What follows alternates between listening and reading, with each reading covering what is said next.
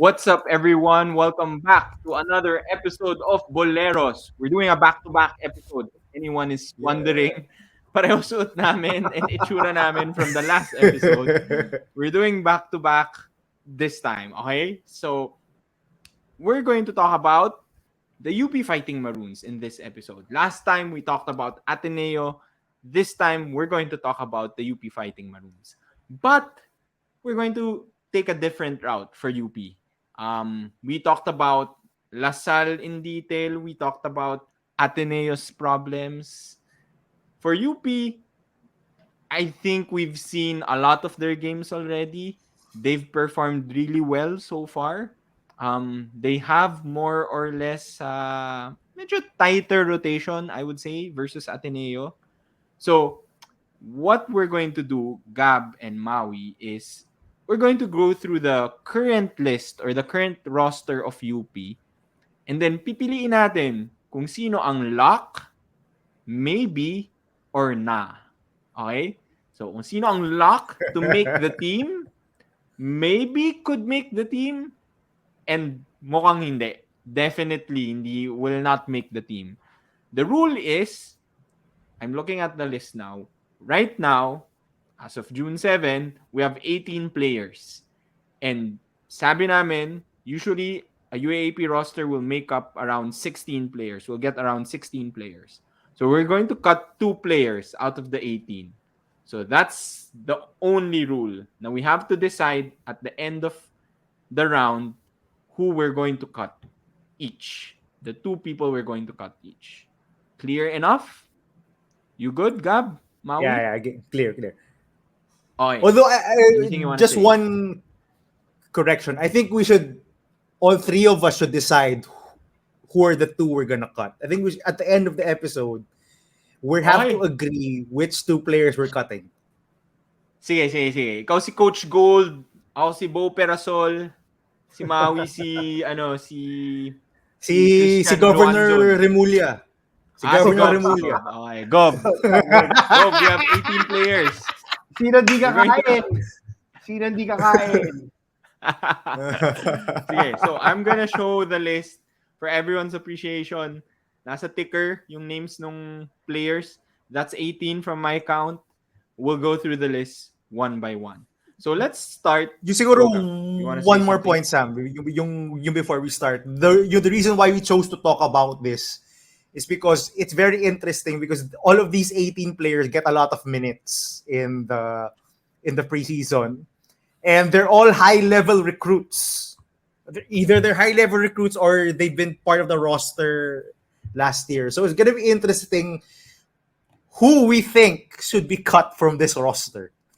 from these players. So anyway, go Sam. Okay, let's start with the reigning MVP, Malik Lock. Diouf. Lock. Lock, Oh, nice. maybe, Lock. nah. Lock. Definitely lock. Lock. Not just for the roster, even for MVP, he's a lock. Lock for MVP. Lock. Okay, agreed. Sige. MVP No need- frontrunner, season 86. No need to talk about that. Next, JD Kagulangan. Lock. Oh, he's a lock. Lock. He's a lock. Okay. He's the most Medyo- important player on that team. Most important player.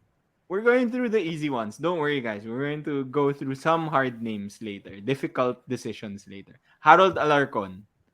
Probably the most improved Lock. player as of right now. Like, Breakout compared to last candidate. season. Breakout. Breakout candidate. I think yung hype with Harold Alarcon, we were talking about this kanina off air. Is finally gonna he's gonna break out this season, this coming season. Definitely. If you've been watching UP's off season, he's playing out of his mind. He's a playmaker. He's their He's on a whole lockdown other defender. level na siya. Yeah, he's on another level. And he's the one hitting those big shots. And he looks a lot stronger now, ah. Like, parang lumaki katawan niya, ah. So, lock. Harold Alarcon, lock. CJ Cancino, the returning CJ Cancino. He's a lock. It's his last Lock. year. Lock.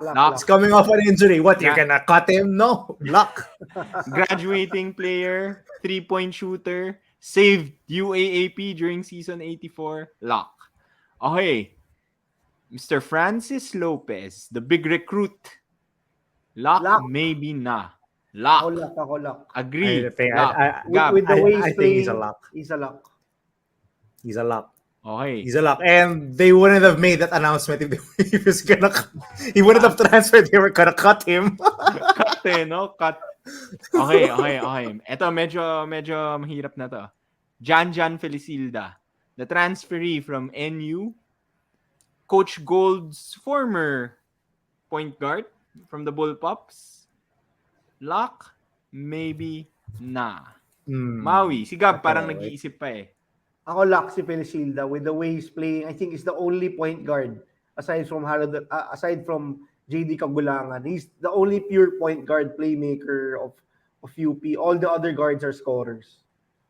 Wow, I'm surprised. I thought I was the only one who was gonna say lock si Felicilda, but only because Gab, you know this. I've been very high on Felicilda ever since.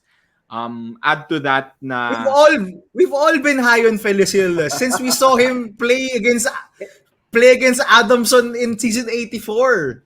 Sabi ko, God, this guy is good. But yeah, I think True. Maui convinced me. I think he's a lock. I think he's the surefire backup to JD Kagulangan. I don't think there's another point guard, a pure point guard in the lineup. And he would not, again, just like same with Francis Lopez, he would not have transferred if he was gonna get cut for season 86.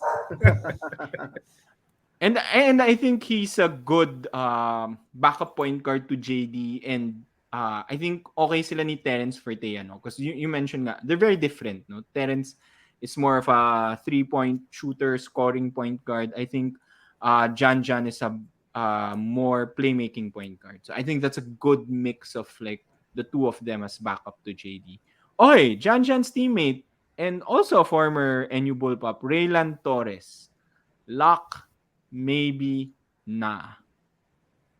I would say lock just because he's a very good 3-point shooter. Probably second to Concino as their 3-point shooter. If you watch UP play in the offseason, he's been leading the team in scoring in some of the games. He's very stable. He has playmaking. He's very long. He can defend. So I think he's a lock. Okay, I'll Ako, jump on Sige. I'll jump on that. I'm gonna say he's also a lock. And I'm gonna say ngayon pa lang, no, lahat ng mga former NU Bullpups ni Coach Gold ilalak ko na. Gab.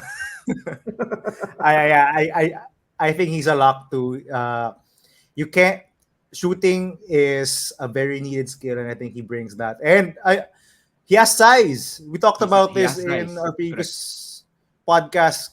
Compared to the other guards, he's one that has size. He's a very big, tall, and bulky guy, and he can move. He can drive. He's very quick. So I think Raylan, and he has experience. He's a veteran already. My God, he's already spent 1 year in NU. And yes, bata siya ni Coach Gold. So yes, I think he's a lock.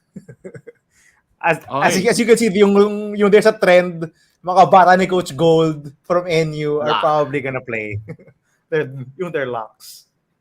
Okay, marami-rami pa tayong bata ni Coach Gold. Let's go through them. Terence Fortea. I Lock? think Terence Fortea is also a lock just because of his shooting. I think they'll play him off guard this season. They have Kagulangan, they have Felicilda. And if you watch UP play in the off season, so far Alarcon has also been handling the ball a lot, averaging a lot of assists, playmaking. So I think Fortea will play to his strengths and be that knockdown shooter for UP next season. Gab.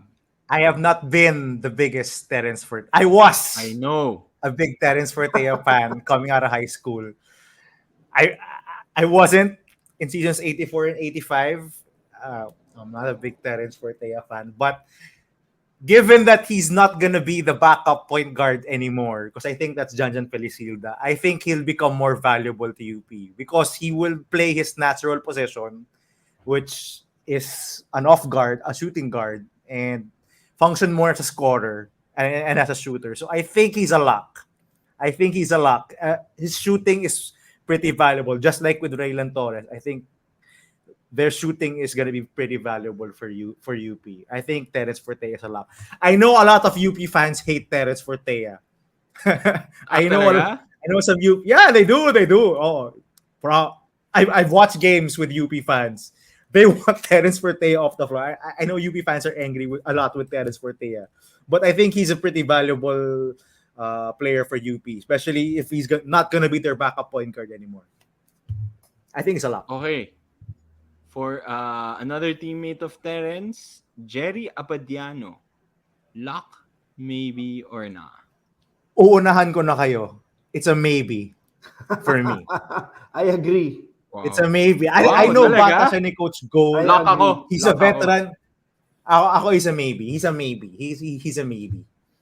Uh he functions more of as a defender. I think that's you Yes. can agree that's his main Yes. strength. No, he's not really a shooter. He's not that much of a scorer. He's more of a defender. I think his skill is pretty in One-dimensional. large quantities in UP. I think there are other perimeter defenders available. I agree. I agree. So he's a maybe for me now. You have to convince me against their other players. Yeah, I think He's a maybe for me. I think Jerry Abadiano is also a maybe. Nothing against Jerry Abadiano. He plays his hearts out. He's a player that really thrives on his energy and Energy. pressure and I don't know. Right now, the only thing convincing me is he's probably gonna be their energy guy, but he's a maybe because of the entrance of Janjan Felicilda. Ako, the only thing convincing me to maybe make him a lock is because bata siya ni Coach Gold. Yeah. Yun lang yun. But in terms of the what he provides, I think with all the other guards that are in this lineup, I think he's kind of pushed out of the rotation and maybe out of the lineup for me. So he's a maybe for me now. We can discuss this further later.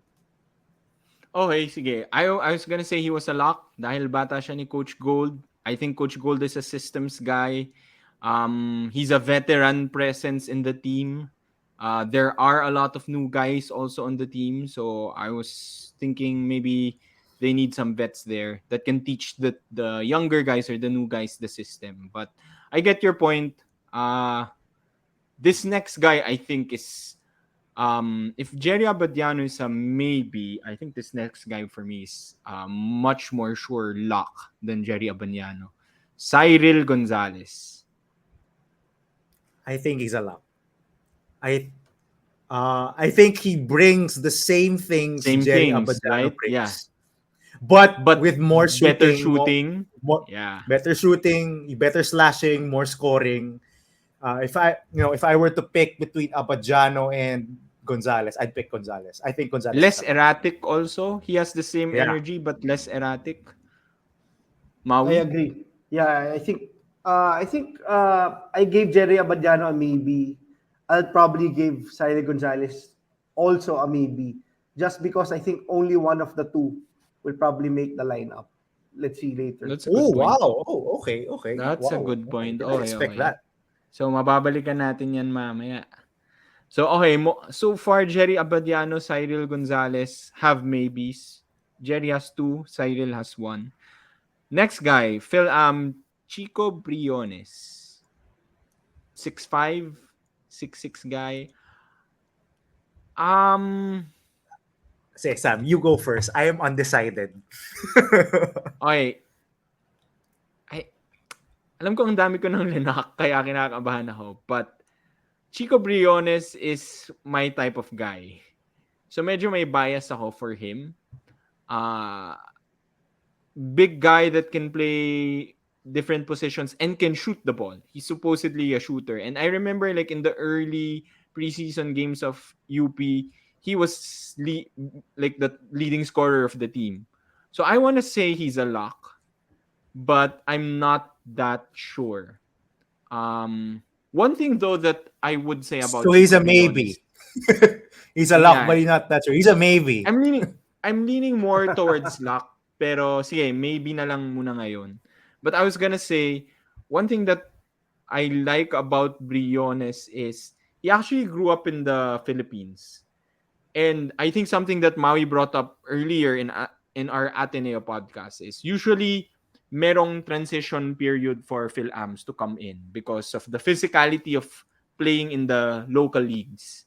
But this guy grew up in the Philippines and sanay siya dun sa physical play of Filipinos. So I think he's ready to play. He's been waiting for like I think maaga nila to na recruit eh. So I feel like he's been waiting for a long time.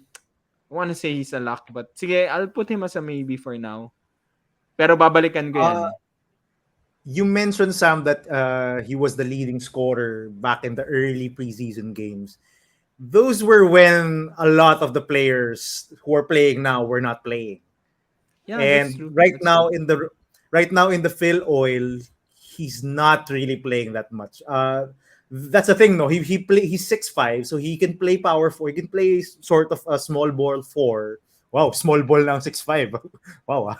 So but UP plays a lot of three guard lineups, and I think he was pushed out of the perimeter rotation because nga UP has so many guards, so many veteran guards, and there are also better big men than him. No, there's Lopez. We'll go to the other bigs later, but the other bigs also need playing time. So I would say I'd agree with you, Sam. I think he's a maybe for now. We can possibly discuss this later, maybe compared to the other wings or big guys. Maybe we can put him as a lock if we can see the comparison. Maui. Ako si Chico Briones is a lock just because of his height. I think UP has to have that huge, lengthy, big wing player.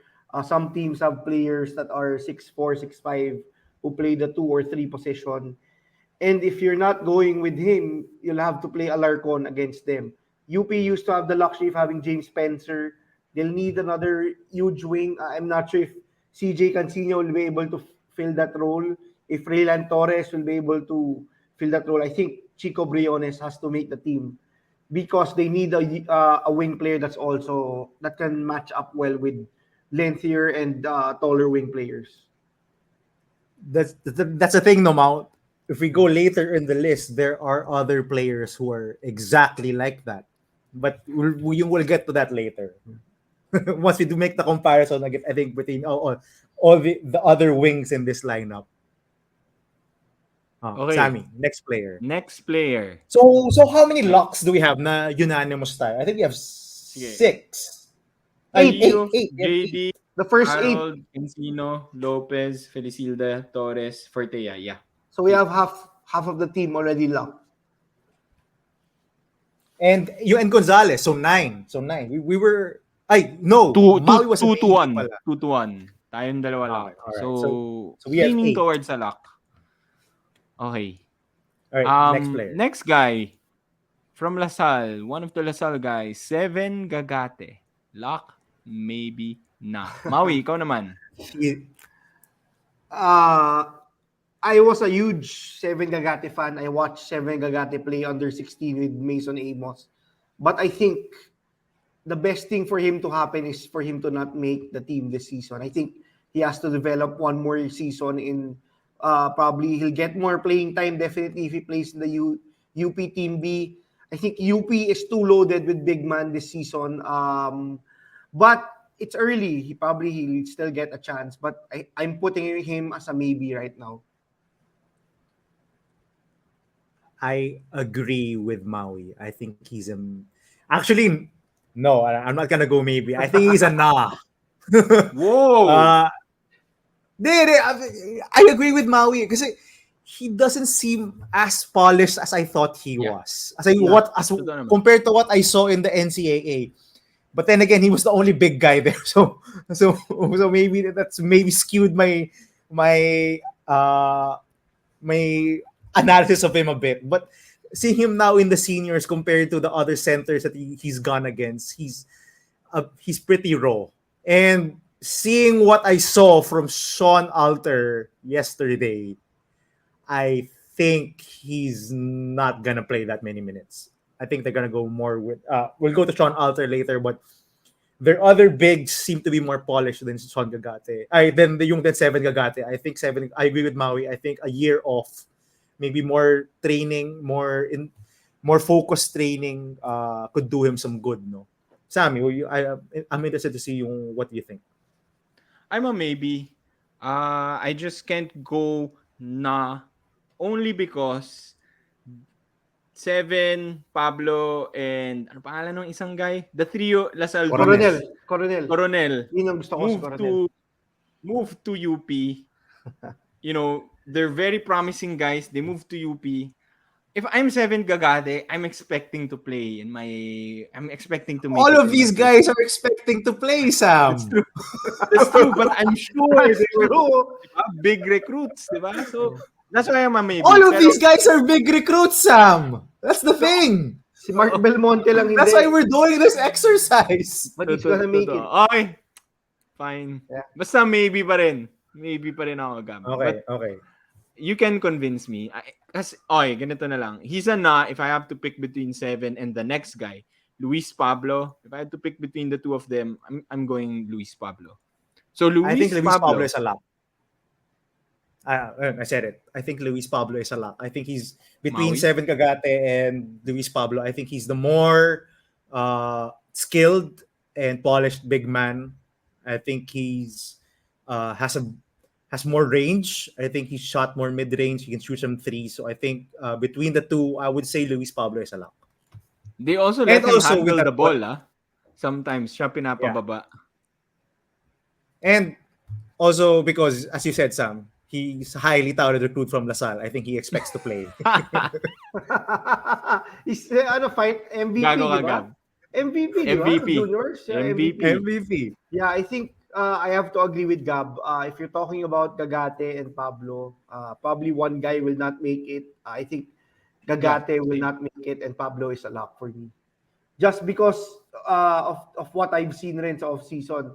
Very, very telling yung playing time and yung usage na nakuha ni Pablo versus Seven Gagate. It's it's wild what happened to Pablo and Gagate. If you were watching the under 16 of Gilas, Gagate was a starting center. Pablo wasn't getting that much playing time, but Pablo really broke out this past season and became the MVP. And I think he's the more ready player.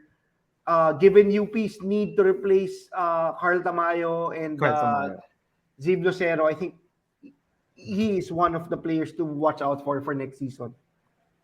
Okay. So I think we have our first or our first cut. And surprisingly, I think it's Seven Gagate. Agree ba tayo doon? Kasi seems like we're saying na it's either Seven or Pablo's going to make it, and we all agree it's Pablo. Yes, probably. Yeah, I think it's gonna be Seven. I think it's Seven. Okay. So we have our first Honestly, cut. from what I've seen in the preseason, I don't think he's ready for seniors basketball. Okay. Seems like we have our first cut, Seven Gagate. Surprisingly, I didn't expect that. Next, Mark Belmonte, the returning Mark Belmonte. Oh, I think he's a lock. I think Lock. he has more lock. I'm so high on him. He's the lock. Mark Belmonte. I know the two of you have been super high on him ever since. Nung nasa pack pa lang, Gomao. Sam, high na kami. Talaga. Hindi ko napanood yun eh. Hindi naman. But joking aside, yeah, I agree, Sam. This preseason, especially the Philoel, I think Mark Belmonte is a lock. If during those minutes that he gets, he really makes the most out of it. I think may games na kulang sila ng big man and he really shows yung potential niya to be starting power forward. Yung length niya and yung body type niya, he's so versatile kasi. He can play multiple positions for UP. And I think there's another guy here that's sort of like that. We'll talk about him later. So I agree. Mark Belmonte is a lock. Sana lang hindi siya masapak before the start of the season para makapasok na siya sa team. Avoid all JRU games. Avoid all JRU games. Ashon Andrews. Next, Ashon Andrews. Lock. maybe, nah. I think he's a maybe for me. He's a maybe for me. I think right now I'd probably say maybe, but it's really baffling for me to see him maybe this time around. If you watch yung commercials ng UAAP last year, he was one of the featured players of UP. It's crazy how little playing time he's gotten the previous season and how uncertain it is for him to make it to the roster this coming season. Yun lang. He's a maybe because I'm talking. If we're talking about Chico Briones earlier, he was a maybe for me. He was a lock for you too. He's another guy who's not the same height as Chico Briones, but you plays the same position. It's a wing slash forward. If we're gonna choose, I think there's another guy here that we can debate on. We'll get to that later. Sam, what do you think of Asher Andrew? He's gotten limited minutes. Yeah. That's the thing, no? So, yun lang sa akin. I'm leaning towards a na. So, na ako kay Andrews only because he was part of the team last season but he's still not getting minutes now. So, ano ba talaga? I mean, he's still stuck in the bench. So, it seems like there are no plans to let him play. So, for me, it's a na. But we'll see. Sige, we can talk about him more. We can talk about it later. Next, Aldous Torculas. Now, sa akin, lock. And sa akin, lock. I think he's I'm gonna say he's very similar to Mark Belmonte. His body type, his style of play, he's very versatile. I love those types of guys. You can play them multiple positions. What do you guys Very think? explosive. Has energy. I think that's what I love about him. He has a great energy about when he plays. I love him. I think that Mark Belmonte Aldous Torculas rotation and maybe a Francis Lopez yung at the 4. I think there's something there. Those are 3 very athletic guys. Athletic guys. So, really long. Diba? I think there's something there with those 3. Tsaka yung hype with Torculas talaga ever since he was in high school, not just with the athleticism, it's really about yung versatility niya. If you watch him in high school, he was similar to Josh Lazaro. He was playing both forward slots and he also had playmaking. So it's good to see him finally get some playing time this off-season. Sorry, Mau. Saan nag-high school si Torculas ulit? UP. UP siya. UP. Okay. Lock. UP High. UPIS grad. Alum. Aldous Torculas. Okay, we're down to our last 2. We only have 1 na or 1 cut so far. 7 Gagate. Recap lang. Nakailan na tayo na lock. So we have the 8 with Terence Fortea. We said Luis Pablo is a lock. Tama. That's so that's 9. Belmonte is 10. Torculas is 11. So okay. 11. So 5 more. Okay, 5 more. Okay, so sige. So since we're the last 2, I think I have given the last 2 here. I think I have to make Cyril Gonzalez a lock. A lock na. So that's 12. Right? If I'm not mistaken. Lock ako kay Cyril. Lock na rin ako. Sige, lock na rin. I was the only one who was yung Maui was Maui maybe. Si Maui was a maybe. I think I was a lock. Yeah, I was a lock. So I think we have to get Cyril Gonzalez in the lineup. So 12? That's 12. Okay, last 2. All right. Sean Alter. Lock. He recently just joined the team. Lock yan, lock. Lock. Okay, I think Maui, it's a lock. If you watch yung previous game, he'll probably get some easy baskets. Some drop passes will turn into easy dunks. I think he'll play similar to Henry Galinato as a backup to Manila. Yes, exactly. Exclusively. but a lot bigger than Henry. Yeah. But Henry was a bully. I'm not sure if Sean Alter is a bully. But if you watch yung last game ng UP, yung debut niya sa Phil Oil, he's gonna dunk a lot this coming season. He's gonna get a lot of drop passes and easy baskets. He has good hands. Yeah. Compared to the other centers in this list, 7 Gagate, Luis Pablo, I think he's better than both of them. So if we're locking down Luis Pablo, I think Sean Alter is going to be a lock. I think he's going to be the backup to Malik. I think Luis Pablo is going to be the third string center. As much as that is hard for me to say, given how highly touted of a recruit he was. But Sean Alter is, Top I recruit. think, is way better. He's a better roller to the basket, I think, Yes, compared to definitely roller. those two. Diba? Diba? From what I Big man saw talaga siya yung eh. yesterday. Big man talaga siya. For me kasi, Gagate and Pablo are a bit tweeners. They shoot Tweener. the ball. They don't roll to the basket very hard. Unlike si Sean Alter, you know what you're getting. That's a Yeah. me. I think Sean Alter is a lock. Okay, agree. He has the size, more traditional big lock. So that's 13. We need 3 more guys. Last guy on the list, L.A. Andres. So, ako, let me just say na he was my other cut. I was thinking about Andrews and Andres as my 2 cuts. Again, another guy that's not getting a lot of minutes. Pero since we cut Gagate, if I had to choose between Andrews and Andres, then maybe Andres is a maybe. Uh, Actually, if we were to pick, I would cut Andrews over Andres. Uh, honestly, Sam, you said he wasn't getting minutes. He actually was. He actually was getting minutes. Andrews or Similar. Andres? Si Andres. You know, they have the same name. Yeah, Andres is getting minutes. Si Andres is getting minutes. I think he's injured right now, but he was getting a lot of minutes. I mean, not a lot, but he was getting those Not a lot, minutes not a lot. yung at the wing position.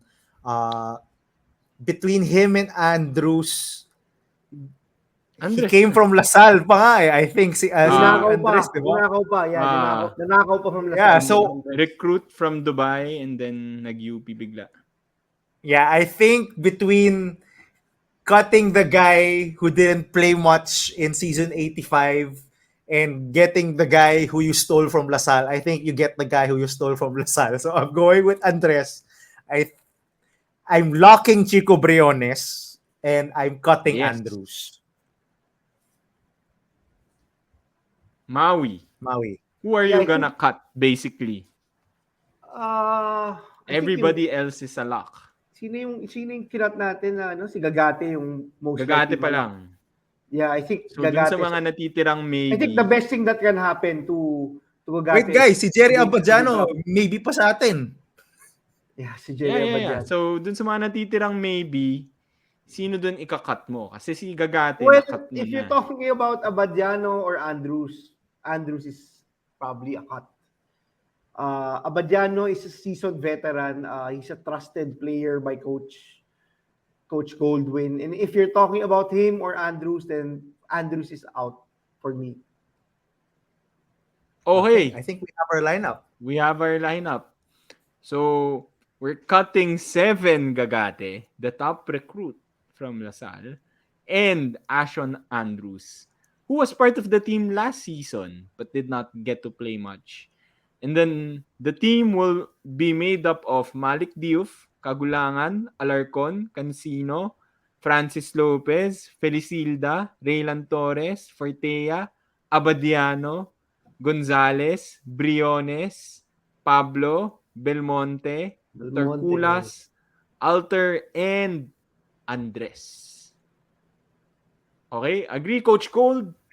Gov. Okay kayo? Okay. I think we got it. I think agree ako. As much as it pains me to cut 7, I think tama si Maui. He needs more training. Any final points, Maui?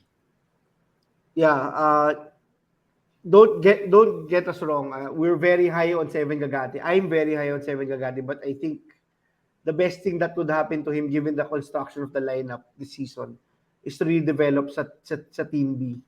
Sometimes it's better to sit out a Yeah, year. agree. It's nothing against him. Sometimes it's better to sit out a year. Some players come out a lot better when they sit out a year. So we'll see. I think we probably right, but let's see.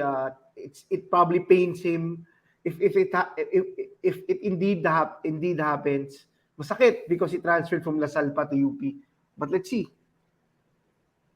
Sige, my last point lang, Sam, my last point. The thing lang kasi with Seven, I'm agreeing with Maui that it's better to take a year off because I don't think he'll play that much, honestly, in come UAAP season 86.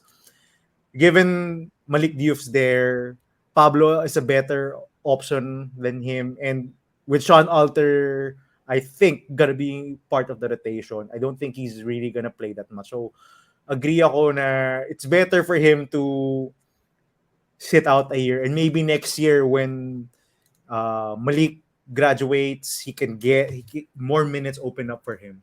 Malay mo, 3 to 5 players sa UP front court, wala na next year. Who knows? For good and bad reasons. I don't know. You don't know. I mean, LeBron Maybe. Lopez is rumored to play only a year. Malik Diouf is graduating. If Pablo doesn't get playing time, who knows? If Sean Alter doesn't get to play a lot, who knows? But we'll see. We'll see what happens. All right. Silver Sammy, lining, one last thing, silver lining for Seven.